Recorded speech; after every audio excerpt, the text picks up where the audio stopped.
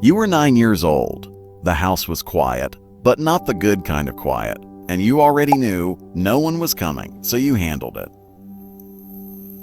You always did. While other kids were running around with no worries, you were scanning the room, reading the mood, thinking 10 steps ahead. Not because you wanted to, because you had to. Psychologists call it parentification. It happens when a child is forced into the role of caregiver, not by choice, by necessity. You did not sign up for this.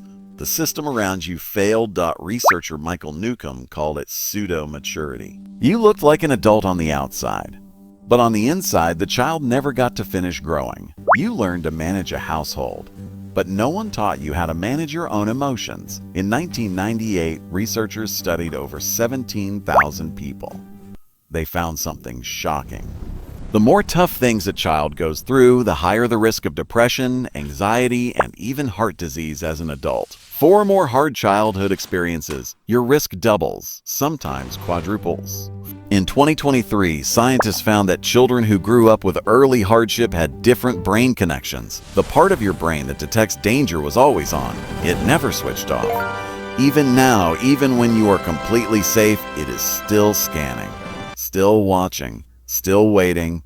Picture this. You are 9. The house is quiet, the wrong kind of quiet. Your little brother is hungry. You can hear the clock ticking. You already know no one is coming. So you climb up on the counter. You find whatever is left in the fridge, and you make something. You do not cry. You do not ask for help. You just handle it because you already learned. If you do not do it, no one will. Psychologists call the things you built survival superpowers. You became the responsible one, the one everyone could count on, the one who never needed anything from anyone. Teachers loved you.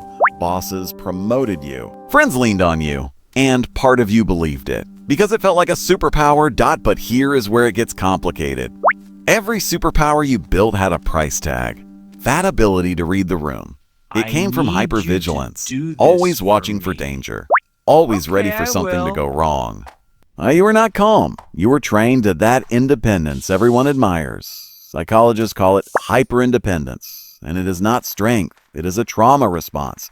It means you learn that the safest person to rely on is yourself because everyone else let you down. In relationships, you give everything.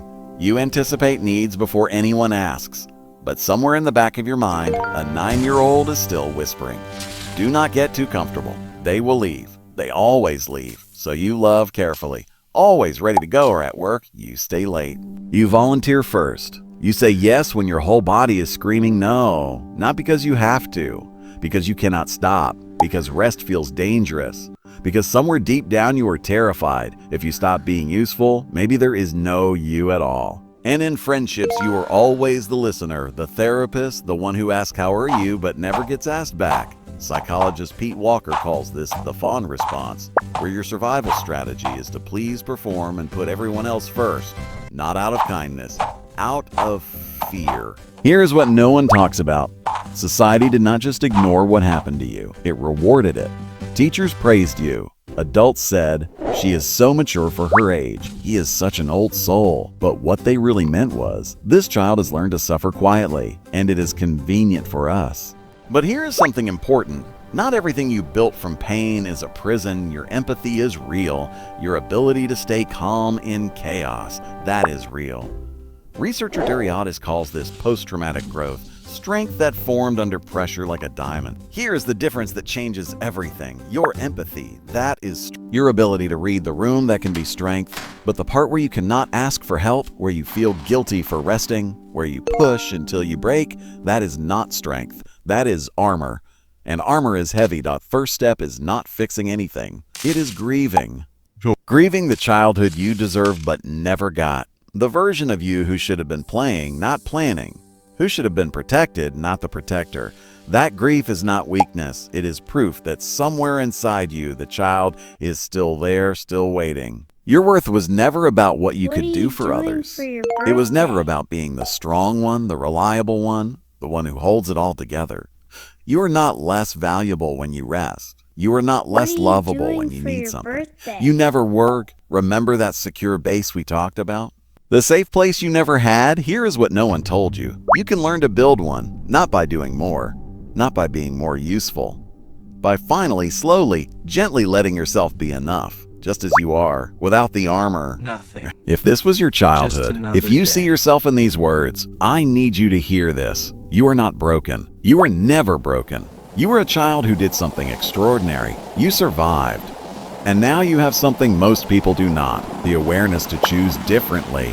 Awareness to choose differently. The childhood is over. What comes next is yours to write. If this described your childhood, leave a comment, even just one word, because the person scrolling past your comment needed to read it just as much as you needed to write. And if you want to understand more about why you are the way you are, subscribe. Because this is not the last conversation we need to have. You spent your whole life scanning the room for everyone else. Maybe it is time to finally look after you. And here is something most people never realize. Children who grow up too fast often spend the rest of their lives trying to prove they deserved love. They become the helper, the fixer, the reliable one, the one who never causes problems. But the truth is, a child should never have to earn love in the first place. Love was supposed to be the starting point, not the reward. When a child becomes the emotional adult in the room, something subtle happens. They learn that their needs are dangerous. Needs slow things down. Needs make adults uncomfortable. Needs make people leave. So the child learns a silent rule: do not need anything. And that rule can follow someone for decades. It shows up when someone offers help, and you immediately say, no, I'm fine. It shows up when someone asks how you're doing and your brain searches for the safest answer instead of the honest one. It shows up when rest feels uncomfortable, when doing nothing makes you feel guilty. Because deep down your nervous system still believes one thing: if I stop being useful, I might stop being safe. But here's the powerful part. The brain that learned these survival rules can also learn new ones. Neuroscience calls this neuroplasticity. Your brain is not fixed. It adapts. It rewires. It learns, which means the patterns that once protected you can slowly soften, not overnight, and not perfectly, but slowly. You can learn that rest does not equal danger. You can learn that asking for help does not equal weakness. You can learn that someone staying does not always mean something bad is coming next. And perhaps most importantly, you can learn that the child inside you was never a too sensitive, never a too dramatic, never a too much.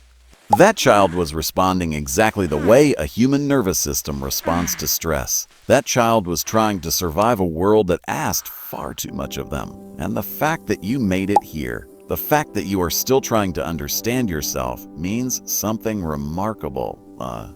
It means the part of you that wants healing is still alive, still curious, still hopeful. And that part of you is incredibly powerful. Because awareness changes everything. The moment you begin to see these patterns, they stop controlling you from the shadows. You start noticing when you say yes but mean no. You start noticing when you apologize for things that were never your fault. You start saying when you carry responsibility that never belonged to you. And that awareness creates something new. Choice. You may not have chosen the childhood you had. But you can choose how the story continues. You can choose boundaries. You can choose rest. You can choose relationships where you are valued not for what you do, but for who you are. And slowly, piece by piece, the child who had to grow up too fast begins to experience something they may have never felt before: safety. Not the temporary safety of control, but the deeper safety of knowing you no longer have to carry everything alone. And if you needed to hear this today, there is a good chance someone else scrolling through these comments needed it too. So if any part of this story felt familiar, leave a comment. Not for the algorithm, for the person who thought they were the only one. Because sometimes healing begins with something very small, the moment someone realizes they were never alone in the first place.